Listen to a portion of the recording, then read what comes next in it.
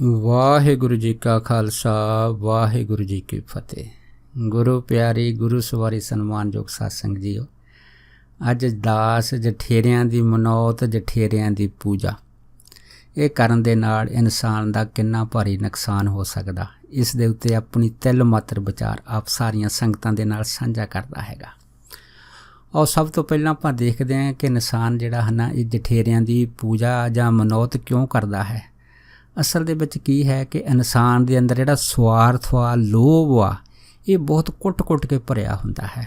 ਜਦੋਂ ਇਨਸਾਨ ਦੇਖਦਾ ਹੈ ਕਿ ਉਸ ਦੇ ਮੁਕਾਬਲੇ ਵਿੱਚ ਦੂਸਰੇ ਆਦਮੀ ਉਹਦੇ ਨਾਲੋਂ ਕਾਫੀ ਅੱਗੇ ਲੰਘ ਗਏ ਹਨ, ਫਿਰ ਉਹ ਜਿਹੜੇ ਇਨਸਾਨ ਭੋਲੇ ਭਾਲੇ ਹੁੰਦੇ ਆ, ਕਈ ਤਰ੍ਹਾਂ ਦੇ ਹੱਥ ਕੰਡੇ ਅਪਣਾਉਣੇ ਸ਼ੁਰੂ ਕਰ ਦਿੰਦੇ ਆ। ਅਤੇ ਇਹਨਾਂ ਹੱਥ ਕੰਡਿਆਂ ਨੂੰ ਅਪਣਾਉਣ ਵਾਸਤੇ ਇਹ ਉਹਨਾਂ ਲੋਕਾਂ ਦੇ ਹੱਥਾਂ ਦੇ ਵਿੱਚ ਚੜ੍ਹ ਜਾਂਦੇ ਆ, ਜਿਹੜੇ ਲੋਕ ਜਿਹੜੇ ਹਨ ਇਹ ਝੂਠ ਦੀਆਂ ਦੁਕਾਨਾਂ ਪਾ ਕੇ ਬੈਠੇ ਹੁੰਦੇ ਆ। ਤਾਂ ਫਿਰ ਇਹ ਇਹਨਾਂ ਨੂੰ ਇਹਨਾਂ ਗੱਲਾਂ ਦੇ ਵਿੱਚ ਭਰਮਾ ਲੈਂਦੇ ਆ ਕਿ ਇਹ ਸਾਰੀ ਜਿਹੜੀ ਕਿਰਿਆ ਹੈਗੀ ਆ, ਤੇਰੇ ਕੰਮ ਰੁਕਾਵਟ ਕਰਨ ਦਾ ਜੋ ਕਾਰਨ ਹੈ ਨਾ, ਉਹ ਮੇਨ ਕਾਰਨ ਹੈ ਤੁਹਾਡੇ ਜਠੇਰਿਆਂ ਦਾ, ਤੁਹਾਡੇ ਨਾਲੋਂ ਨਾਰਾਜ਼ਗੀ। ਇਹ ਜਿਹੜਾ ਹੈ ਨਾ, ਇਹ ਲੋਕਾਂ ਦੇ ਕਹਿਣ ਦੇ ਉੱਤੇ ਜਿਹੜੇ ਅਨੁਪੋਲ ਲੋਕੀ ਆ ਉਹ ਠਗੇ ਜਾਂਦੇ ਆ। ਫਿਰ ਅਸਲ ਦੇ ਵਿੱਚ ਕੀ ਹੁੰਦੇ ਆ ਕਿ ਇਹਨਾਂ ਦਾ ਕੰਮ ਤਾਂ ਕੀ ਬਣਨਾ ਹੁੰਦਾ ਹੈ, ਵੈਸੇ ਹੀ ਜਿਹੜੇ ਹਨ ਮਾਨਸਿਕ ਬਿਮਾਰੀ ਦੇ ਸ਼ਿਕਾਰ ਹੋ ਜਾਂਦੇ ਆ। ਸੋ ਕਹਿਣ ਤੋਂ ਭਾਵ ਇਹ ਹੈ ਕਿ ਜਦ ਤੱਕ ਇਨਸਾਨ ਜਿਹੜਾ ਕਿਸੇ ਪੂਰੇ ਗੁਰੂ ਦੀ ਸ਼ਰਨ ਦੇ ਵਿੱਚ ਆ ਕੇ ਅਸਲੀਅਤ ਨੂੰ ਨਹੀਂ ਜਾਣਦਾ, ਤਦ ਤੱਕ ਉਹ ਇਹਨਾਂ ਜਿਹੜੇ ਭਰਮ ਭੁਲੇਖਿਆਂ ਦਾ ਸ਼ਿਕਾਰ ਹੋਇਆ ਰਹਿੰਦਾ ਹੈਗਾ। ਪਰ ਜਿਉਂ-ਜਿਉਂ ਇਨਸਾਨ ਜਿਹੜਾ ਹੈਗਾ ਕਿਸੇ ਨਾ ਕਿਸੇ ਤਰੀਕੇ ਦੇ ਨਾਲ ਦੁਖੀ ਹੋ ਕੇ ਕਿਸੇ ਪੂਰੇ ਸਤਿਗੁਰੂ ਦੀ ਓਟ ਦੇ ਵਿੱਚ ਆਉਂਦਾ ਹੈਗਾ, ਅਤੇ ਉਹਨੂੰ ਇਸ ਚੀਜ਼ ਦਾ ਜਿਹੜਾ ਹੈ ਨਾ ਗਿਆਨ ਹੋ ਜਾਂਦਾ ਹੈ। ਇਸ ਗਿਆਨ ਦੇ ਵਿੱਚ ਉਹ ਦੇਖਦਾ ਹੈ ਕਿ ਇਹ ਜਿਹੜਾ ਮਨੁੱਖਾ ਜਨਮ ਮੈਨੂੰ ਪ੍ਰਾਪਤ ਹੋਇਆ ਹੈ ਨਾ, ਇਸ ਜਨਮ ਤੋਂ ਪਹਿਲਾਂ ਵੀ ਮੈਂ ਅਨੇਕਾਂ ਜਨਮ ਲੈ ਚੁੱਕਿਆ ਹੈ। ਇਹ ਜਿਹੜੇ ਅਨੇਕਾਂ ਜਨਮ ਪਹਿਲਾਂ ਮਨੁੱਖਾ ਦੇਹੀ ਦੇ ਵਿੱਚ ਮੈਨੂੰ ਮਿਲੇ ਆ, ਇਸ ਤਰ੍ਹਾਂ ਜਨਮਾਂ ਦੇ ਵਿੱਚ ਮੈਂ ਕਈਆਂ ਜਾਤੀਆਂ ਦੇ ਵਿੱਚ ਪੈਦਾ ਹੋਇਆ ਹੈ ਅਤੇ ਕਈਆਂ ਦੇ ਵਿੱਚ ਮਰਿਆ। ਅਤੇ ਜਾਤੀਆਂ ਦੇ ਵਿੱਚ ਮਰਨ ਦੇ ਨਾਲ, ਮੁੜ ਕੇ ਜੰਮਣ ਦੇ ਨਾਲ ਮੈਂ ਕਈਆਂ ਦਾ ਜਠੇਰਾ ਬਣ ਕੇ ਮੁੜ ਕੇ ਇਸ ਜੂਨੀ ਦੇ ਵਿੱਚ ਆਇਆ ਹੈ ਕਿ ਜਿਨ੍ਹਾਂ ਦੇ ਅਸੀਂ ਮਰ ਕੇ ਜਠੇਰੇ ਬਣੇ ਆ। ਕੀ ਅਸੀਂ ਜਾਣਦੇ ਹਾਂ ਕਿ ਉਹ ਪ੍ਰਾਣੀ ਕੌਣ ਹੈ? ਅਸਲ ਦੇ ਵਿੱਚ ਕੀ ਹੁੰਦਾ ਹੈ ਕਿ ਇਹ ਜਿਹੜੀ ਖੇਡ ਹੁੰਦੀ ਹੈ ਨਾ, ਸਭ ਨੂੰ ਪਤਾ ਧਰਮ ਦੇ ਵਿੱਚ ਕਿ ਜੋ ਵੀ ਪ੍ਰਾਣੀ ਆਉਂਦਾ ਸੰਸਾਰ ਦੇ ਵਿੱਚ, ਉਹਨੇ ਇੱਕ ਨਾ ਇੱਕ ਦਿਨ ਸਵਾਸਾਂ ਦੀ ਪੂੰਜੀ ਜਦ ਉਹਦੀ ਖਤਮ ਹੁੰਦੀ ਆ, ਉਹਨੇ ਇਸ ਸੰਸਾਰ ਤੋਂ ਜਾਣਾ ਹੈਗਾ। ਅਤੇ ਜਦੋਂ ਉਹ ਇਨਸਾਨ ਤੋਂ ਕੂਚ ਕਰ ਜਾਂਦਾ ਹੈਗਾ ਤਾਂ ਫਿਰ ਉਹਦੀ ਰੂਹ ਕਿੱਥੇ ਚਲੀ ਜਾਂਦੀ ਆ, ਕਿਸ ਜੂਨੀ 'ਚ ਚਲੀ ਜਾਂਦੀ ਆ, ਇਹ ਤਾਂ ਫਿਰ ਕੋਈ ਨਹੀਂ ਜਾਣਦਾ। ਅਤੇ ਨਾ ਉਹ ਇਨਸਾਨ ਹੀ ਜਾਣਦਾ ਹੈ ਜਦੋਂ ਉਹਨੂੰ ਉਹ ਜੂਨੀ ਮਿਲ ਜਾਂਦੀ ਹੈ। ਇਨਸਾਨ ਤਦ ਤੱਕ ਜਿਹੜਾ ਹੈ ਉਹਨੂੰ ਚੇਤਾ ਆਉਂਦਾ ਹੈ ਜਦ ਤੱਕ ਉਹ ਧਰਮਰਾਜ ਦੀ ਜਿਹੜੀ ਕਚਹਿਰੀ ਦੇ ਵਿੱਚ ਫੈਸਲੇ ਤੱਕ ਬੈਠਾ ਰਹਿੰਦਾ ਹੈ। ਪਰ ਜਦੋਂ ਉਹਦੀ ਜਿਹੜੀ ਰੂਹ ਹੈ ਮੁੜ ਕਿਸੇ ਨਾ ਕਿਸੇ ਜੂਨੀ 'ਚ ਪ੍ਰਵੇਸ਼ ਕਰ ਜਾਂਦੀ, ਉਹਨੂੰ ਸਾਰਾ ਪਿਛਲਾ ਚੇਤਾ ਭੁੱਲ ਜਾਂਦਾ ਹੈਗਾ। ਇਹੋ ਹੀ ਅਕਾਲ ਪੁਰਖ ਦਾ ਵੱਡਾ ਕ੍ਰਿਸ਼ਮਾ ਉਹਦੇ ਨਾਲ ਵਾਪਰਦਾ ਹੈ। ਪਰ ਅਸਲ ਦੇ ਵਿੱਚ ਜਦੋਂ ਇਨਸਾਨ ਗੁਰਬਾਣੀ ਦੀ ਸ਼ਰਨ 'ਚ ਆਉਂਦਾ ਤਾਂ ਉਹਨੂੰ ਇਹਨਾਂ ਗੱਲਾਂ ਦਾ ਇਲਮ ਹੋ ਜਾਂਦਾ ਕਿ ਬਹੁਤ ਜਨਮ ਵਿਛੜੇ ਥੇ ਮਾਧੋ ਜਨਮ ਤੁਮਾਰੇ ਲੇਖੇ, ਕਹਿ ਰਵਿਦਾਸ ਆਸ ਲੱਗ ਜੀਵੋ ਚਿਰ ਪਿਓ ਦਰਸ਼ਨ ਦੇਖੇ। ਅਸਲ ਦੇ ਵਿੱਚ ਉਹਨੂੰ ਧਰਮ ਦੱਸਦਾ ਹੈ ਕਿ ਇਹ ਜਿਹੜਾ ਤੇਰਾ ਮਨੁੱਖਾ ਜਨਮ ਦਾ ਜੋ ਮੇਨ ਪ੍ਰਯੋਜਨ ਹੈ, ਉਹ ਹੈ ਤੈਨੂੰ ਆਪਣੇ ਆਪ ਦਾ ਗਿਆਨ ਹੋਣਾ, ਆਪਣੇ ਆਪ ਦੀ ਸਮਝ, ਆਪਣੇ ਆਪ ਦੀ ਖੋਜ। ਅਤੇ ਆਪਣੇ ਆਪ ਦੀ ਖੋਜ ਸਾਨੂੰ ਇਹ ਦੱਸਦੀ ਹੈ ਕਿ ਸਾਡੀ ਜਿਹੜੀ ਆਤਮਾ ਹੈ ਉਹ ਪਰਮਾਤਮਾ ਦਾ ਅੰਸ਼ ਹੈ, ਅਤੇ ਪਰਮਾਤਮਾ ਦਾ ਅੰਸ਼ ਹੋਣ ਕਰਕੇ ਇਸ ਆਤਮਾ ਨੇ ਪਰਮਾਤਮਾ ਦਾ ਸਰੂਪ ਹੋਣਾ ਹੈ। ਅਤੇ ਸਰੂਪ ਤਾਂ ਹੀ ਹੋ ਸਕਦਾ ਹੈ ਜਦੋਂ ਅਸੀਂ ਇੱਕ ਕੇਵਲ ਅਤੇ ਕੇਵਲ ਵਾਹਿਗੁਰੂ ਦੇ ਨਾਲ ਜੁੜ ਜਾਈਏ। ਅਤੇ ਫਿਰ ਸਾਨੂੰ ਜਿਹੜੀ ਹੈ ਗੁਰੂ ਦਾ ਗਿਆਨ ਇਹ ਦੱਸਦਾ ਹੈ ਕਿ ਵਾਹਿਗੁਰੂ ਦੇ ਵਿੱਚ ਜੁੜਨ ਦੇ ਨਾਲ ਸਾਨੂੰ ਇਸ ਚੀਜ਼ ਦਾ ਇਲਮ ਹੋ ਜਾਂਦਾ ਕਿ ਪੂਜਾ ਕਾਲ ਦੀ, ਪਰਚਾ ਸ਼ਬਦ ਦਾ ਅਤੇ ਦੀਦਾਰ ਖਾਲਸੇ ਦੇ। ਸਾਨੂੰ ਇਹਨਾਂ ਚੀਜ਼ਾਂ ਦਾ ਇਲਮ ਹੋ ਜਾਂਦਾ। ਜਦੋਂ ਇਹਨਾਂ ਚੀਜ਼ਾਂ ਦਾ ਸਾਨੂੰ ਗਿਆਨ ਹੋ ਜਾਂਦਾ, ਫਿਰ ਅਸੀਂ ਧਰਮ ਦੇ ਸਹੀ ਰਸਤੇ ਵਿੱਚ ਚੱਲਦੇ ਹਾਂ। ਫਿਰ ਸਾਨੂੰ ਪਤਾ ਲੱਗਦਾ ਹੈ ਕਿ ਇਹ ਜਿਹੜਾ ਸੰਸਾਰ ਹੈ ਇਹ ਤਾਂ ਜੰਮਣ ਮਰਨ ਦੇ ਵਿੱਚ ਹੀ ਰਹਿੰਦਾ ਹੈਗਾ। ਹੁਣ ਜਿਹੜਾ ਪ੍ਰਾਣੀ ਜਦੋਂ ਮਰਦਾ ਹੈ, ਅਸੀਂ ਦੇਖਦੇ ਹਾਂ ਕਿ ਜਿਉਂ-ਜਿਉਂ ਅਸੀਂ ਉਸ ਨੂੰ ਸਿਵਿਆਂ ਜਾਂ ਮਸਾਨ ਘਾਟ ਦੇ ਵਿੱਚ ਉਹਦੇ ਸਰੀਰ ਨੂੰ ਲੈ ਕੇ ਜਾਂਦੇ ਹਾਂ, ਅਤੇ ਰਸਤੇ ਦੇ ਵਿੱਚ ਇੱਕ ਜਗ੍ਹਾ ਉਹਦੀ ਦੇਹ ਨੂੰ ਰੱਖ ਕੇ ਇੱਕ ਘੜੇ ਦੇ ਵਿੱਚ ਜਲ ਪਾ ਕੇ ਉਸ ਇਨਸਾਨ ਦਾ ਜਿਹੜਾ ਮੁਰਦਾ ਸਰੀਰ ਹੁੰਦਾ ਹੈ ਉਹਦੇ ਦੁਆਲੇ ਉਸ ਜਲ ਨੂੰ ਪਾ ਕੇ ਤਾਂ ਘੜਾ ਭੰਨਦੇ ਹਾਂ। ਇਹਦਾ ਮਤਲਬ ਕੀ ਹੁੰਦਾ ਹੈ ਕਿ ਇਹ ਜਿਹੜਾ ਘੜਾ ਭੰਨਿਆ ਹੁੰਦਾ ਹੈ ਇਹ ਕਿਸੇ ਕੰਮ ਨਹੀਂ ਆਉਂਦਾ। ਭਾਵ ਕਿ ਜੋ ਇਨਸਾਨ ਜਿਹੜਾ ਮਰ ਚੁੱਕਾ ਹੈ ਨਾ, ਉਹ ਹੁਣ ਕਿਸੇ ਕੋਈ ਅਰਥ ਨਹੀਂ ਰੱਖਦਾ। ਪਰ ਇਸੇ ਤਰ੍ਹਾਂ ਅਸੀਂ ਜਦੋਂ ਉਹਨੂੰ ਅਗਨੀ ਦੇ ਵਿੱਚ ਉਸ ਇਨਸਾਨ ਦਾ ਜਿਹੜਾ ਮ੍ਰਿਤਕ ਸਰੀਰ ਆ ਉਸ ਨੂੰ ਜਲਾਉਂਦੇ ਹਾਂ, ਅਤੇ ਜਾਣ ਲੱਗੇ ਜਦੋਂ ਅਸੀਂ ਤੀਲਾ ਉਹਦੇ ਉੱਤੇ ਸੱਟਦੇ ਹਾਂ ਤਾਂ ਤੀਲੇ ਤੋੜ ਕੇ ਸਿੱਟੇ ਜਾਂਦੇ। ਇਹਦਾ ਭਾਵ ਸਿਆਣਿਆਂ ਨੇ ਕੀ ਬਣਾਇਆ ਹੈ ਕਿ ਇਹ ਮਰੇ ਹੋਏ ਇਨਸਾਨ ਦਾ ਹੁਣ ਸਾਡੇ ਨਾਲ ਕੋਈ ਸੰਬੰਧ ਨਹੀਂ ਹੈ, ਕਿਉਂਕਿ ਜਿੰਨਾ ਵੀ ਇਹਦਾ ਅੰਨ ਪਾਣੀ ਜੋ ਸਾਡੇ ਨਾਲ ਸੰਬੰਧ ਸੀਗਾ, ਲੈਣ ਦੇਣ ਸੀਗਾ, ਸਾਰਾ ਇਸ ਸੰਸਾਰ ਦੇ ਵਿੱਚ ਪੂਰਾ ਹੋ ਗਿਆ ਹੈ। ਹੁਣ ਇਹ ਜਿਹੜੀ ਰੂਹ ਹੈ ਕਿਸੇ ਹੋਰ ਅਲੱਗ ਦੁਨੀਆ ਦੇ ਵਿੱਚ ਚਲੀ ਗਈ ਹੈ। ਇਹ ਜਿਹੜਾ ਖੇਡ ਤਮਾਸ਼ਾ ਹੈ ਇਸੇ ਤਰ੍ਹਾਂ ਬਣਿਆ ਰਹਿੰਦਾ ਹੈ, ਕਿਉਂਕਿ ਅਸੀਂ ਵੀ ਕਈ ਵਾਰ ਮਰ ਕੇ ਸੰਸਾਰ 'ਚ ਆਏ ਹਾਂ ਅਤੇ ਅੱਗੇ ਜਿਹੜਾ ਹੈਗਾ ਇਹ ਸਿਲਸਿਲਾ ਹਮੇਸ਼ਾ ਹੀ ਜਿਹੜਾ ਹੈ ਉਹ ਚੱਲਦਾ ਰਹਿੰਦਾ ਹੈ। ਇਹੋ ਹੀ ਜਿਹੜੀ ਵਾਹਿਗੁਰੂ ਦੀ ਹੈ ਨਾ ਖੇਡ ਹੈ। ਬਸ ਇਸੇ ਖੇਡ ਵਿੱਚ ਸਾਨੂੰ ਗੁਰਬਾਣੀ ਵਿੱਚ ਸਮਝਾਇਆ ਹੈ ਕਿ ਅਸਲ ਦੇ ਵਿੱਚ ਅਸੀਂ ਜਿਹੜਾ ਜਨਮ ਮਰਨ ਹੈ ਨਾ, ਇਹਨਾਂ ਦੋਨਾਂ ਤੋਂ ਬੰਦ ਖਲਾਸੀ ਪਾਉਣੀ ਹੈਗੀ ਆ।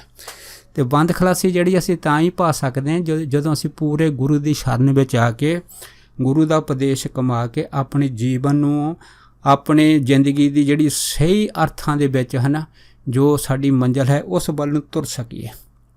ਪਰ ਕਿਉਂਕਿ ਇਨਸਾਨ ਦੇ ਜਿਹੜੇ ਦੂਸਰੇ ਪਾਸੇ ਹਨੇਰੇ ਵਿੱਚ ਰਹਿਣ ਵਾਲੇ ਪ੍ਰਾਣੀ ਹੁੰਦੇ ਆ, ਉਹ ਇਸ ਚੀਜ਼ ਦੇ ਵਿੱਚ ਇੰਨੇ ਖੁੱਭ ਜਾਂਦੇ ਆ, ਉਹਨਾਂ ਨੂੰ ਆਪਣਾ ਜਿਹੜਾ ਨਾ ਸਵਾਰਥ ਵਾ ਉਹ ਸਾਰਿਆਂ ਨਾਲੋਂ ਜ਼ਿਆਦਾ ਪਿਆਰਾ ਲੱਗਦਾ ਹੈ। ਉਹ ਸਵਾਰਥ ਅਤੇ ਲੋਭੀ ਹੋਣ ਦੇ ਕਾਰਨ ਹੈ ਨਾ ਉਹ ਜਦੋਂ ਫਿਰ ਇਹ ਜਿਹੜੇ ਪ੍ਰਾਣੀ ਹੁੰਦੇ ਆ ਜਿਨ੍ਹਾਂ ਨੇ ਇਹ ਝੂਠ ਦੀਆਂ ਦੁਕਾਨਾਂ ਖੋਲ੍ਹੀਆਂ ਹੁੰਦੀਆਂ, ਉਹਨਾਂ ਪ੍ਰਾਣੀਆਂ ਦੇ ਝਾਂਸੇ ਦੇ ਵਿੱਚ ਆ ਜਾਂਦੇ ਆ ਅਤੇ ਇਹ ਜਿਹੜੇ ਪ੍ਰਾਣੀ ਆ ਫਿਰ ਉਹਨਾਂ ਨੂੰ ਦੱਸ ਦਿੰਦੇ ਆ ਕਿ ਭਾਈ ਤੁਹਾਡਾ ਕੰਮ ਤਾਂ ਰੁਕਿਆ ਹੈ, ਤੁਸੀਂ ਇਸ ਕਰਕੇ ਬਿਮਾਰ ਰਹਿੰਦੇ ਆ, ਤੁਸੀਂ ਇਸ ਕਰਕੇ ਤਰੱਕੀ ਨਹੀਂ ਕਰ ਸਕਦੇ, ਕਿਉਂਕਿ ਤੁਹਾਡੀ ਜਿਹੜੀ ਕਿਸਮਤ ਹੈਗੀ ਆ ਉਹ ਤੁਹਾਡੇ ਜਿਹੜੇ ਜਠੇਰੇ ਆ ਉਹਨਾਂ ਰੂਹਾਂ ਨੇ ਬੰਨ੍ਹ ਦਿੱਤੀ ਆ। ਇਸ ਕਰਕੇ ਕਈ ਇਹ ਭਰਮ ਭੁਲੇਖਿਆਂ ਵਿੱਚ ਪਾ ਕੇ ਇਹਨਾਂ ਭੋਲੇ ਭਾਲੇ ਇਨਸਾਨਾਂ ਨੂੰ ਸਹਿਜ ਵਿੱਚ ਲੁੱਟਦੇ ਰਹਿੰਦੇ ਆ। ਪਰ ਇਹ ਜਿਹੜੇ ਭੋਲੇ ਭਾਲੇ ਇਨਸਾਨ ਹੁੰਦੇ ਆ ਹਨੇਰੇ ਦੇ ਵਿੱਚ ਭਟਕਦੇ ਰਹਿੰਦੇ ਆ, ਪਰ ਇਹਨਾਂ ਨੂੰ ਇਹ ਨਹੀਂ ਪਤਾ ਲੱਗਦਾ ਕਿ ਇਹ ਜਿਹੜਾ ਹਨੇਰਾ ਹੈ ਉਹਨਾਂ ਵਾਸਤੇ ਕਿੰਨਾ ਭਾਰੀ ਨੁਕਸਾਨ ਹੋ ਜਾਂਦਾ ਹੈ। ਪਰ ਜਦੋਂ ਇਨਸਾਨ ਜਿਹੜਾ ਹੈ ਧਰਮ ਦਾ ਰਾਹ ਪਕੜਦਾ ਹੈ ਫਿਰ ਉਹਨੂੰ ਅਸਲੀਅਤ ਜਿਹੜੀ ਹਕੀਕਤ ਵਾ ਉਹਦਾ ਗਿਆਨ ਹੋ ਜਾਂਦਾ ਕਿ ਹਨੇਰੇ ਵਿੱਚ ਚਲਾਇਆ ਜਿਹੜਾ ਤੀਰ ਆ ਉਹ ਕਦੀ ਵੀ ਨਿਸ਼ਾਨੇ 'ਤੇ ਨਹੀਂ ਬੈਠਦਾ। ਜੋ ਵੀ ਹਨੇਰੇ ਵਿੱਚ ਚੀਜ਼ ਸਾਨੂੰ ਭਾਸਦੀ ਆ ਉਹ ਚੀਜ਼ ਜਿਹੜੀ ਹੈ ਨਾ ਅਸਲ ਜਿਹੜੀ ਹੈ ਉਹ ਅਸਲੀਅਤ ਤੋਂ ਉਲਟ ਹੁੰਦੀ ਹੈਗੀ ਆ। ਅਤੇ ਜਿਹੜੀ ਚੀਜ਼ ਅਸਲੀਅਤ ਤੋਂ ਉਲਟ ਆ ਫਿਰ ਉਹਨੂੰ ਇਸ ਗੱਲ ਦਾ ਇਲਮ ਹੋ ਜਾਂਦਾ ਹੈਗਾ ਕਿ ਇਹ ਜਿਹੜੀਆਂ ਰੂਹਾਂ ਜਿਹੜੀਆਂ ਮਰ ਕੇ ਕਿਸੇ ਹੋਰ ਜੂਨੀ 'ਚ ਚੱਲ ਜਾਂਦੀਆਂ ਜਾਂ ਭੂਤ ਪ੍ਰੇਤ ਬਣ ਜਾਂਦੀਆਂ ਹੈਗੀਆਂ, ਅਤੇ ਇਹ ਰੂਹਾਂ ਦਾ ਆਪਣਾ ਜੀਵਨ ਤਾਂ ਗਤੀਹੀਣ ਹੋ ਜਾਂਦਾ ਹੈ। ਇਹ ਤਾਂ ਰੂਹਾਂ ਜਿਹੜੀਆਂ ਆਤਮਲੀਨ ਹੁੰਦੀਆਂ, ਇਹਨਾਂ ਦੀ ਖੁਰਾਕ ਹੈ, ਇਹਨਾਂ ਦਾ ਰਹਿਣ ਬਹਿਣ ਜਾਂ ਇਹਨਾਂ ਦਾ ਜੋ ਵੀ ਵਿਹਾਰ ਹੁੰਦਾ ਹੈਗਾ ਉਹ ਇੰਨਾ ਦੁਖੀ ਅਤੇ ਇਹ ਜਿਹੜਾ ਹੈਗਾ ਉਹ ਦੁਰਾਚਾਰੀ ਹੋ ਜਾਂਦਾ ਹੈਗਾ ਕਿ ਇਹਨਾਂ ਦਾ ਆਪਣਾ ਕੋਈ ਟਿਕਾਣਾ ਨਹੀਂ ਹੁੰਦਾ। ਜਿਹਨਾਂ ਰੂਹਾਂ ਦਾ ਆਪਣਾ ਕੋਈ ਟਿਕਾਣਾ ਨਹੀਂ ਹੁੰਦਾ ਇਹ ਰੂਹਾਂ ਦੂਸਰੇ ਨੂੰ ਕੀ ਦੇ ਸਕਦੀਆਂ ਹਨ। ਪਰ ਕਿਉਂਕਿ ਸਾਨੂੰ ਜਿਹੜਾ ਹੈ ਇਸ ਚੀਜ਼ ਦਾ ਲਾਲਚ ਦਿੱਤਾ ਜਾਂਦਾ ਹੈ ਕਿ ਅਗਰ ਕੋਈ ਆਦਮੀ ਜਿਹੜਾ ਜਠੇਰਿਆਂ ਦੀ ਪੂਜਾ ਕਰੇਗਾ ਉਹ ਪੂਜਾ ਕਰਨ ਦੇ ਨਾਲ ਆਪਣਾ ਜੀਵਨ ਸੁਖੀ ਬਣਾਉਂਦਾ ਹੈਗਾ।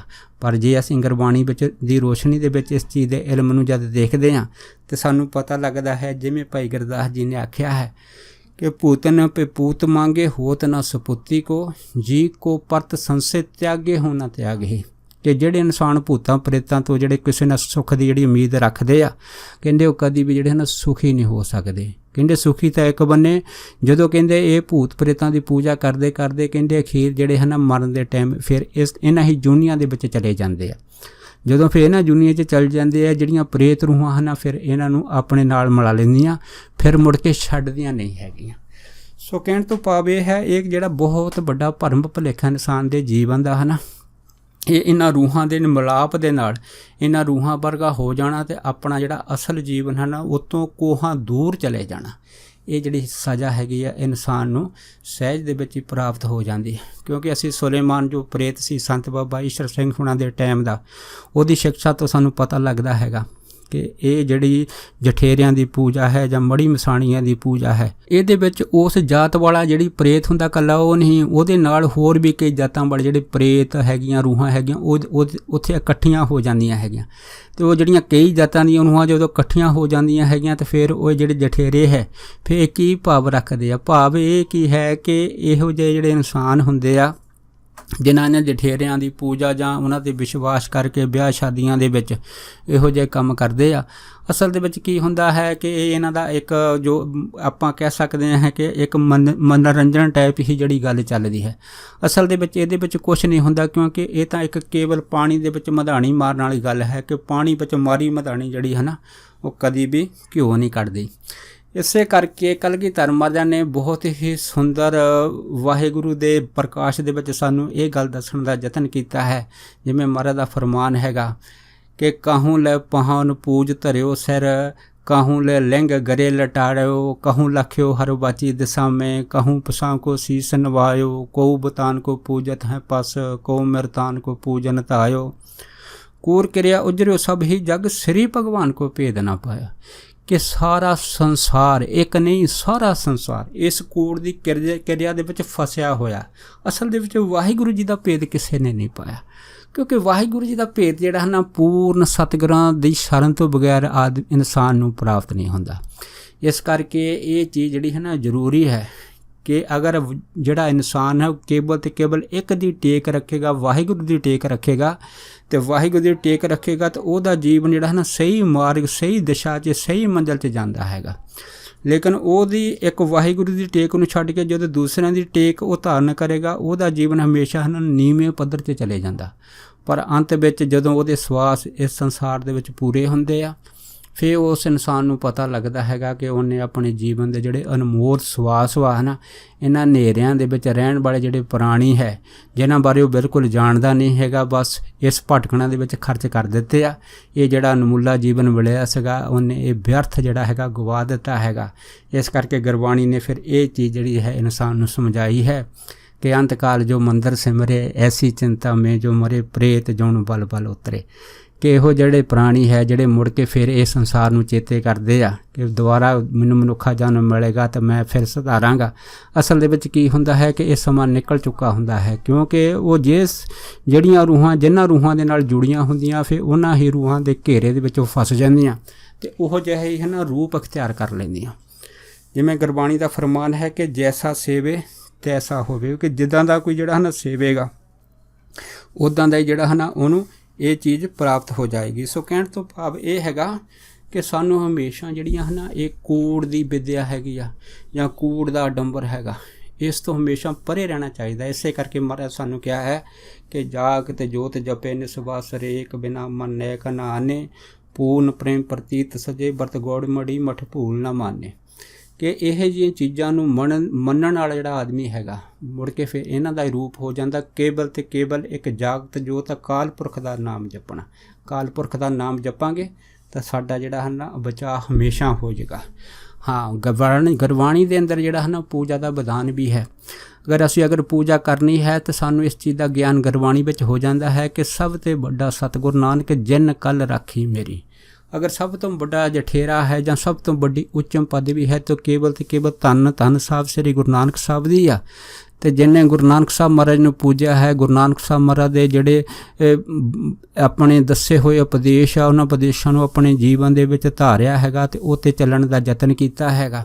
तो इहो ਜਿਹੇ ਜਿਹੜੇ प्राणी आ वो असल दे विच जठेरियां दी पूजा जिहड़ी हैगी आ ओह बाबे नानक दी पूजा इहो ही असल पूजा मनदे आ। क्योंकि गुरु नानक साहब जिहड़े है ना जिवें गुरबाणी ने कहा कि सब तो बड़ा सतगुरु नानक जिन कल राखी मेरी।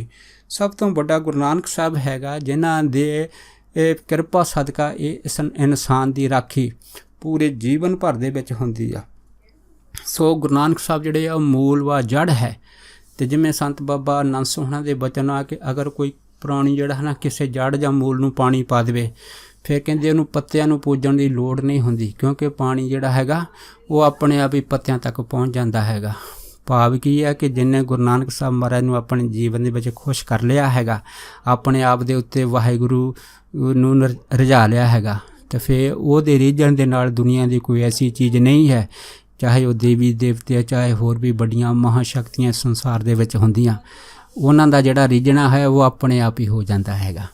क्योंकि गुरु नानक साहब का जिहड़ा टुटना है ना वो रब का टुटना हुंदा, ते रब का टुटना सरबत चीज़ का टुटना, सरबत चीज़ का टुटना सरबत खुशियां का टुटना, ते सरबत खुशियां का टुटना सरबत जड़ियां लखां पातशाहियां दा जड़ियां हैं उस इंसान के कदमां 'च आके विछ जांदियां। सो असल भाव ये हैगा कि सानू सच जिहड़ा है ना जो असलीयत है इस असलीयत नूं अपनाउणा चाहिदा हैगा। असलीयत की है? असलीयत ये है कि ये इंसान नूं जो जामा मिलिया हैगा इस जामे दे विच जो सानू स्वासा रूपी पूंजी हरेक इंसान नूं मिलदी आ, ये पूंजी खर्च करके इंसान ने इस संसार तो जाना हैगा।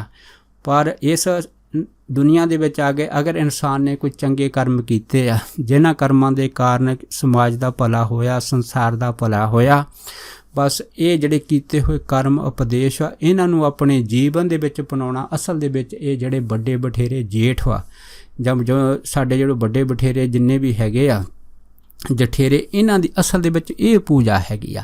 ਸੋ ਇਹ ਪੂਜਾ ਜਿਹੜੀ ਹੈ ਕੇਵਲ ਤੇ ਕੇਵਲ ਗੁਰੂ ਦੀਆਂ ਦਿੱਤੀਆਂ ਸਿੱਖਿਆਵਾਂ ਨੂੰ ਕਮਾ ਕੇ ਹੀ ਪੂਰੀ ਹੁੰਦੀ ਆ। ਇਹਦੇ ਵਿੱਚ ਸਾਨੂੰ ਫਿਰ ਗੁਰੂ ਦੀ ਖੁਸ਼ੀ ਮਿਲਦੀ ਆ ਅਤੇ ਗੁਰੂ ਦੀ ਖੁਸ਼ੀ ਜਿਹੜੀ ਹੈ ਨਾ ਇਹ ਸਭ ਤੋਂ ਵੱਡੀ ਹੈਗੀ ਆ।